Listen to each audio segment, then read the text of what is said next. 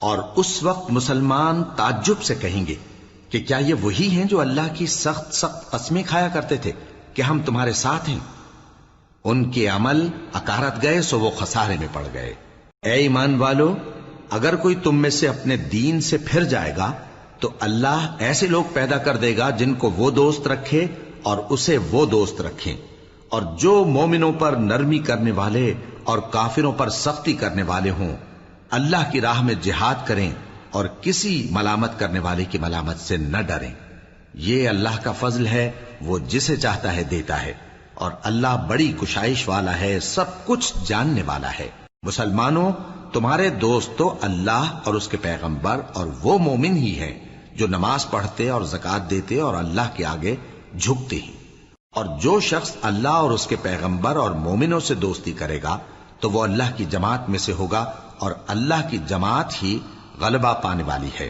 اے ایمان والو، جن لوگوں کو تم سے پہلے کتابیں دی گئی تھیں ان کو اور کافروں کو جنہوں نے تمہارے دین کو ہنسی اور کھیل بنا رکھا ہے دوست نہ بناؤ، اور مومن ہو تو اللہ ہی سے ڈرتے رہو۔ اور جب تم لوگ نماز کے لیے اذان دیتے ہو تو یہ اسے بھی ہنسی اور کھیل بناتے ہیں، یہ اس لیے کہ سمجھ نہیں رکھتے۔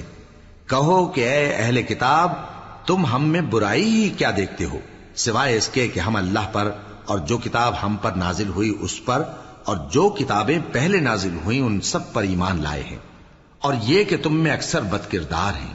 کہو کیا میں تمہیں بتاؤں کہ اللہ کے ہاں اس سے بھی بدتر جزا پانے والے کون ہیں؟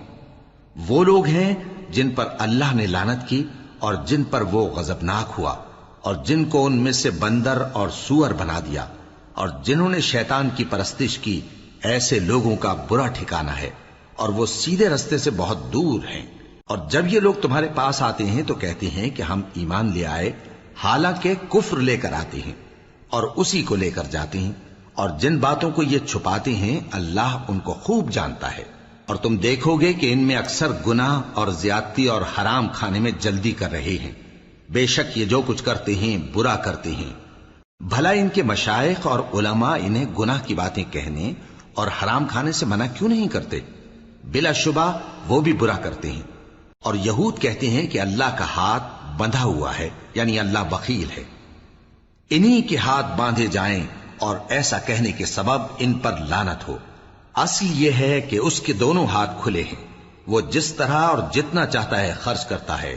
اور اے نبی، یہ کتاب جو تمہارے پروردگار کی طرف سے تم پر نازل ہوئی، اس سے ان میں سے اکثر کی شرارت اور انکار اور بڑھے گا، اور ہم نے ان کے درمیان عداوت اور دشمنی قیامت کے دن تک ڈال دی ہے۔